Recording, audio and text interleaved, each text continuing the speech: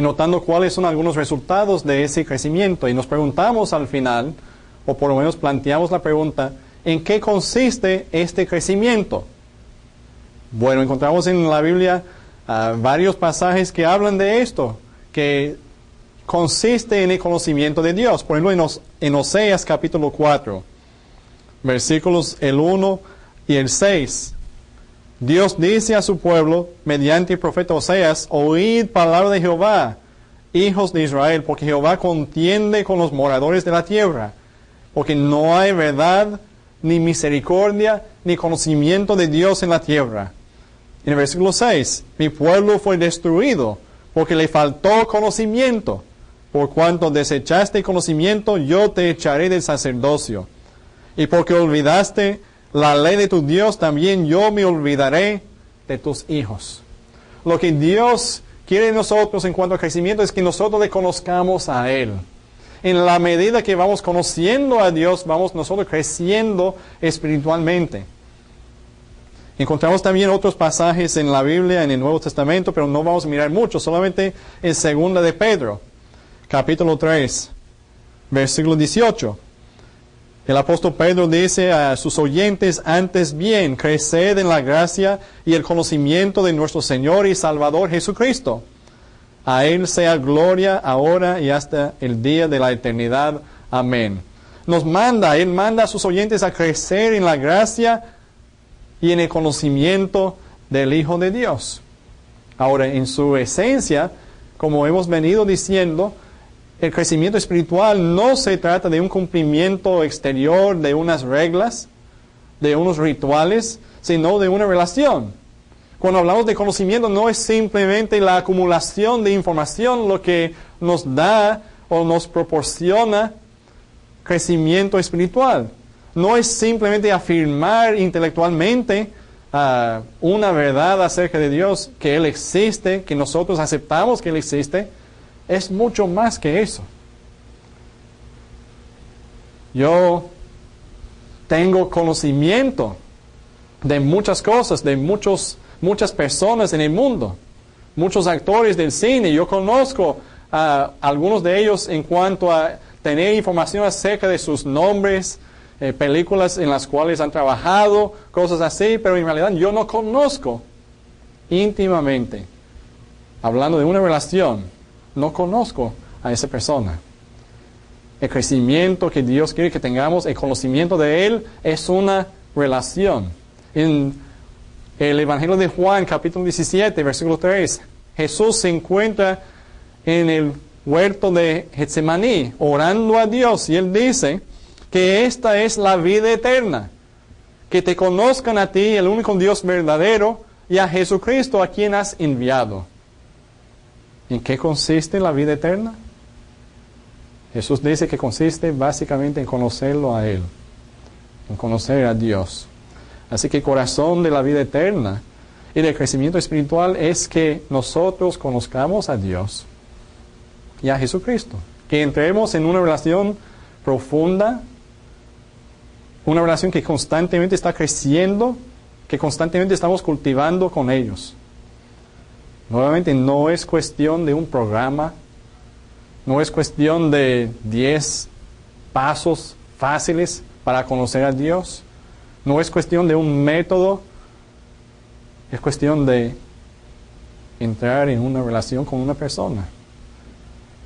Es cuestión de centrarnos en Dios, de orientar nuestras vidas totalmente hacia Él. Es cuestión de aprender a ver las cosas desde su perspectiva y no desde la nuestra.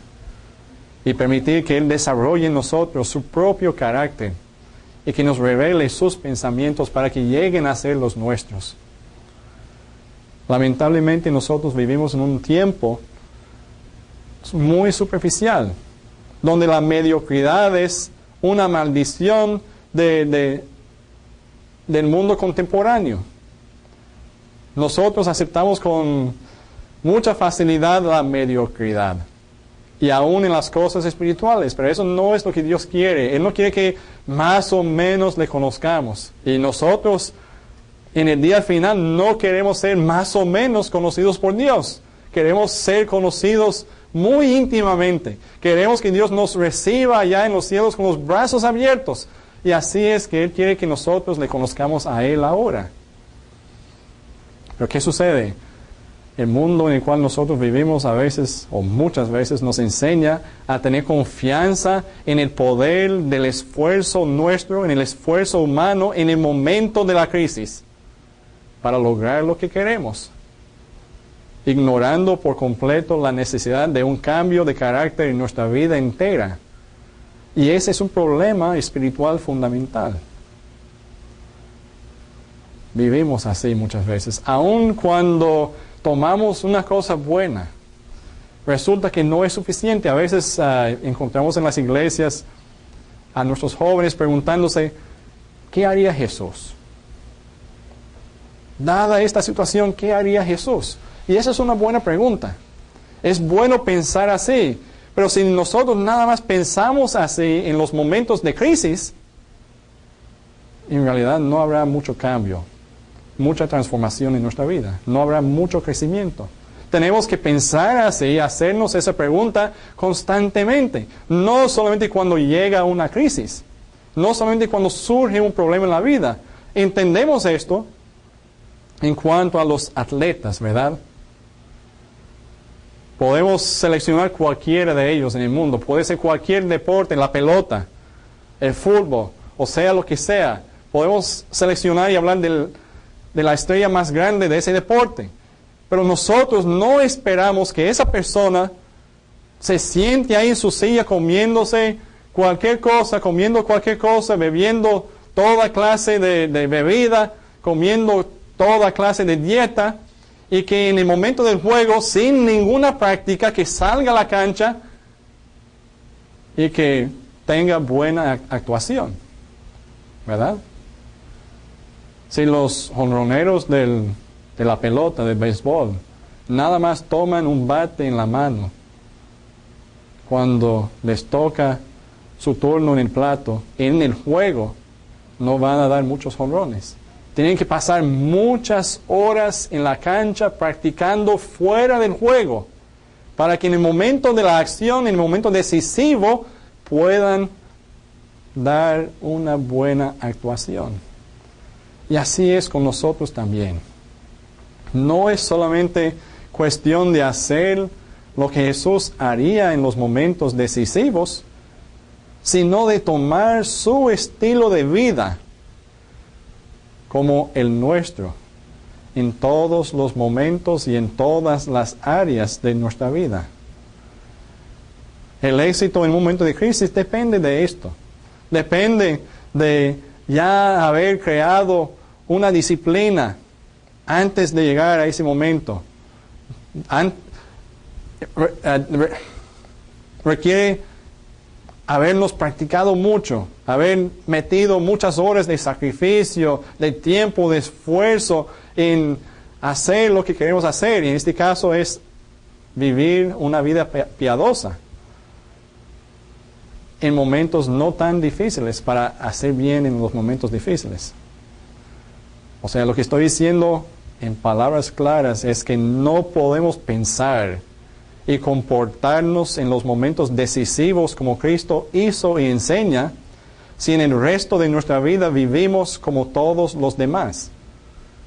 Si nuestro deseo es seguir a Cristo, tendremos que aceptar totalmente su manera de vivir como la nuestra, como hemos dicho. Esta es una necesidad urgente de la iglesia de hoy. Necesitamos personas que no sean necesariamente tan inteligentes y de talento. Lo que necesita la iglesia es héroes espirituales, personas profundas, personas dispuestas a entregarse por completo en relación con el Padre.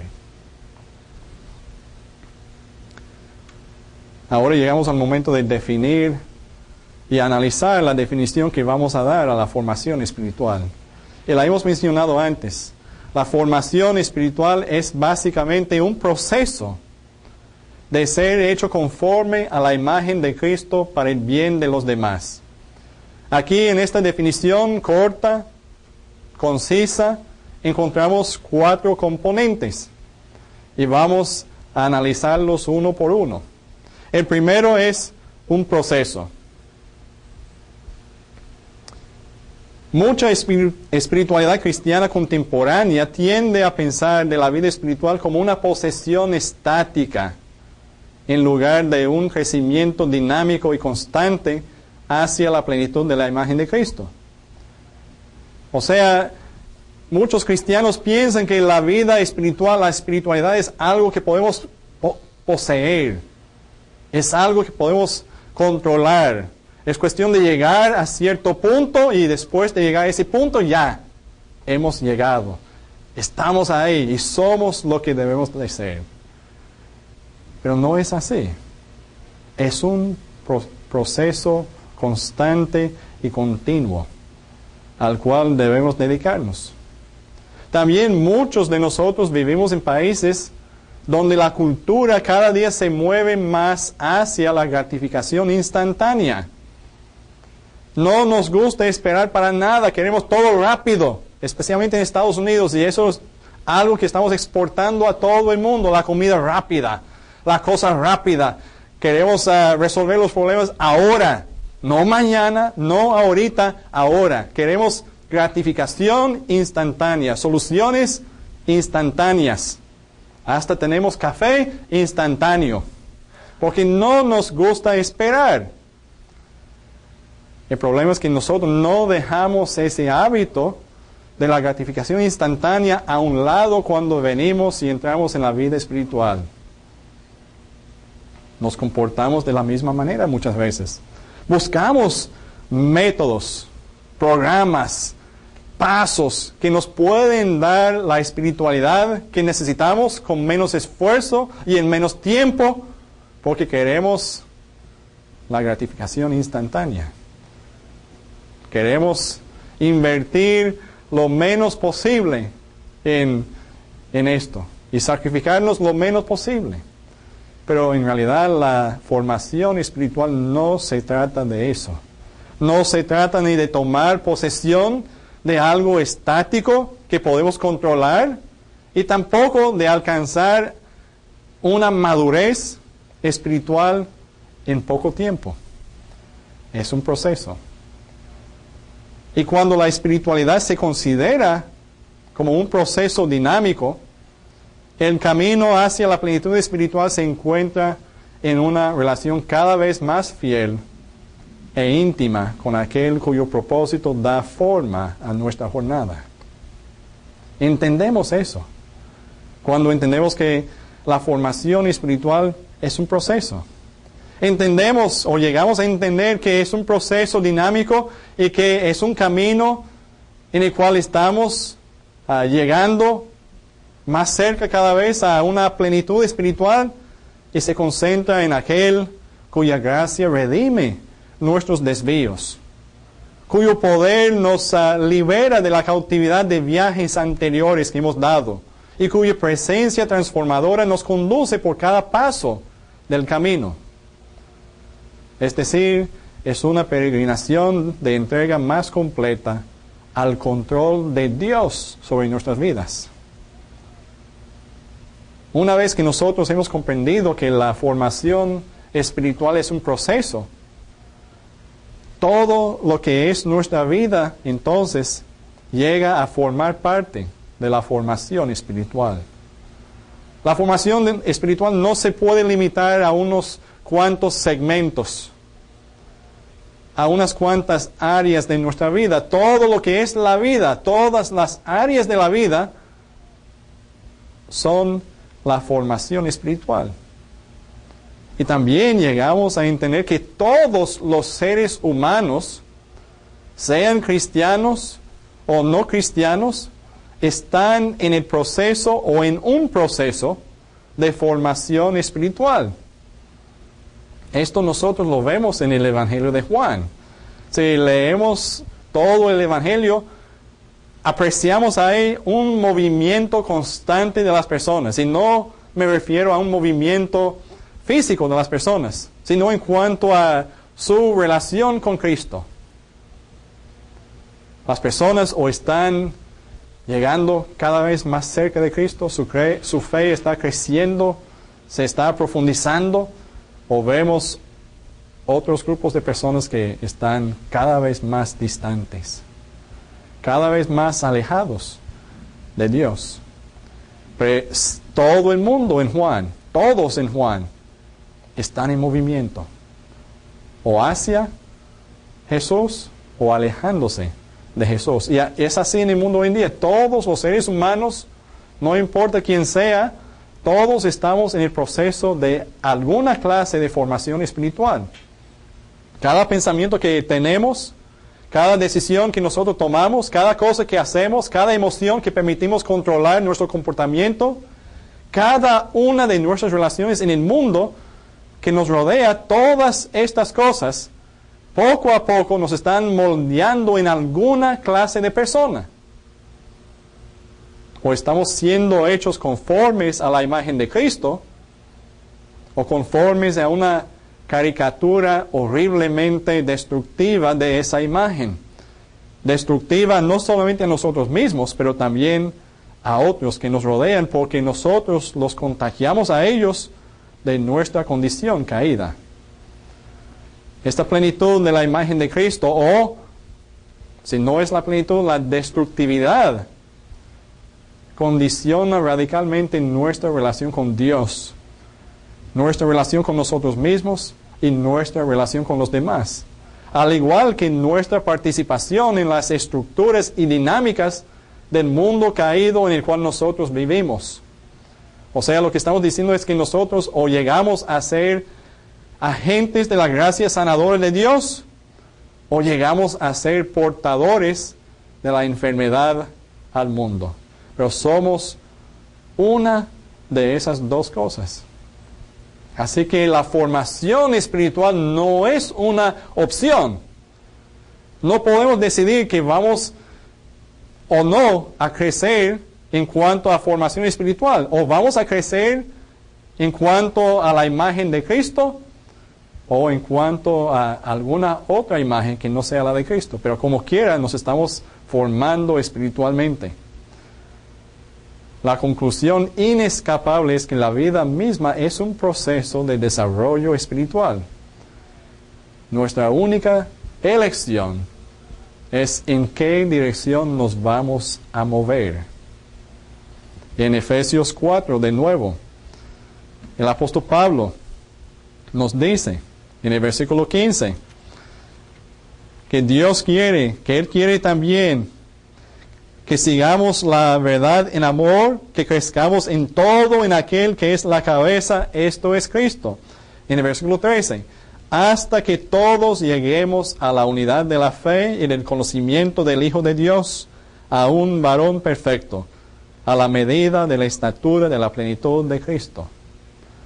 La jornada cristiana, por lo tanto, es una dedicación intencional y constante a un proceso de crecimiento hacia esta meta, la plenitud de Cristo, la medida de la estatura de la plenitud de Cristo.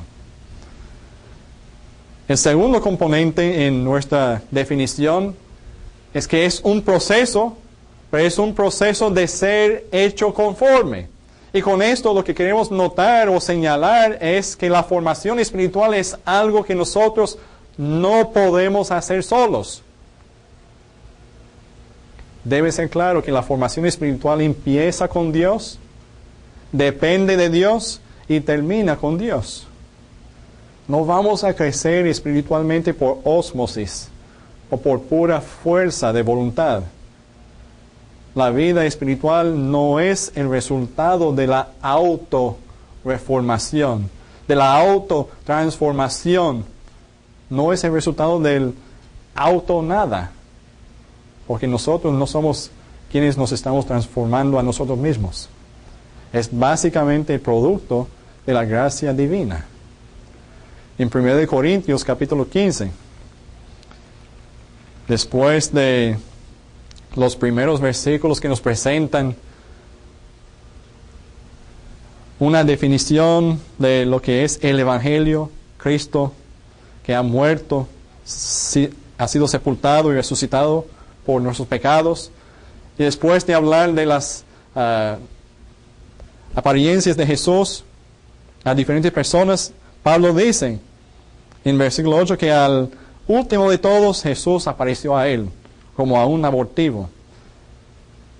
En el versículo 9, porque yo soy el más pequeño de los apóstoles, que no soy digno de ser llamado apóstol porque perseguí a la iglesia de Dios. Y el versículo 10, pero por la gracia de Dios soy lo que soy.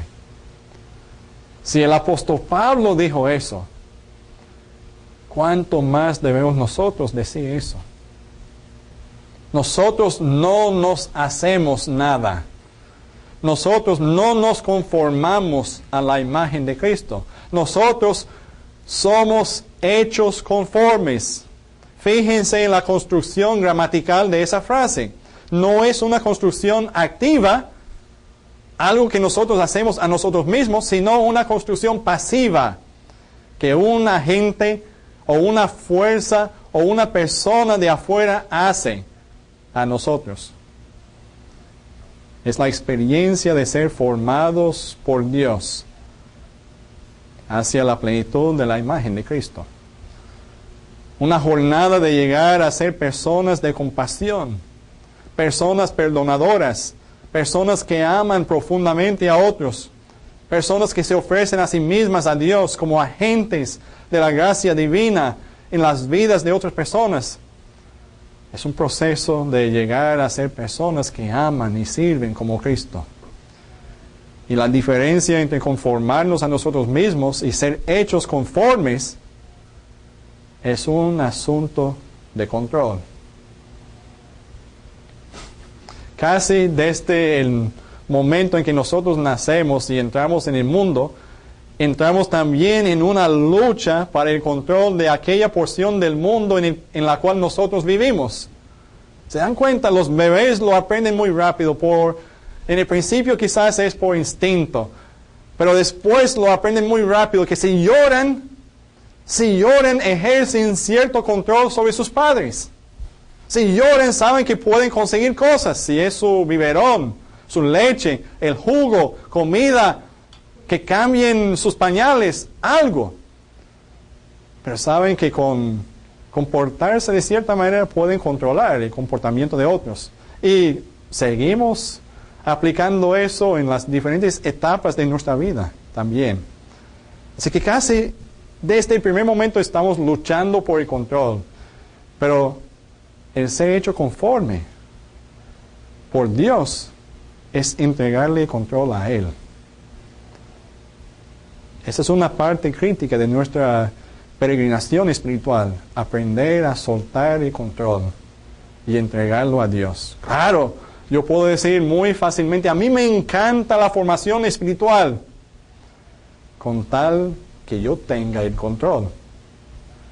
Pero en realidad eso no es la formación espiritual.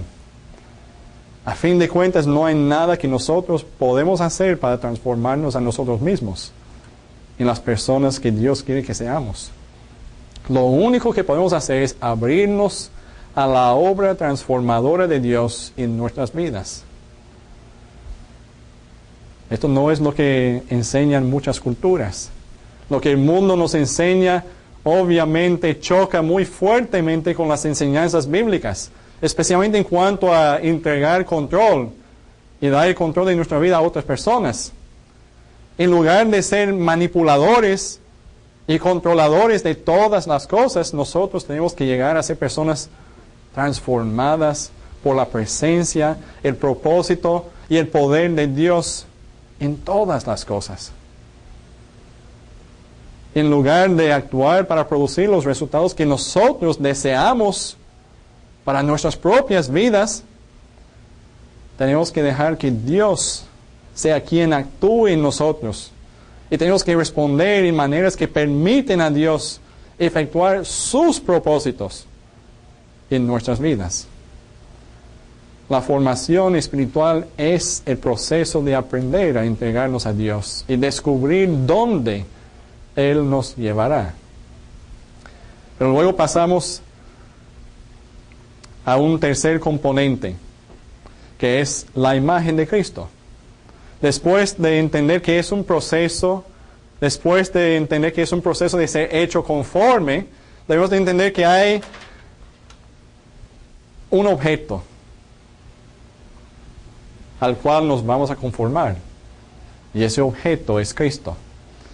Debemos ser hechos conformes a la imagen de Cristo. Cuando los escritores del Nuevo Testamento hablan de la imagen de Cristo, se refieren a la realización de las dinámicas más profundas de nuestro ser. Somos creados para ser personas compasivas, cuyas relaciones se caracterizan por el amor y el perdón. Personas cuyas vidas son un toque sanador, libertador y transformador de la gracia de Dios en este mundo.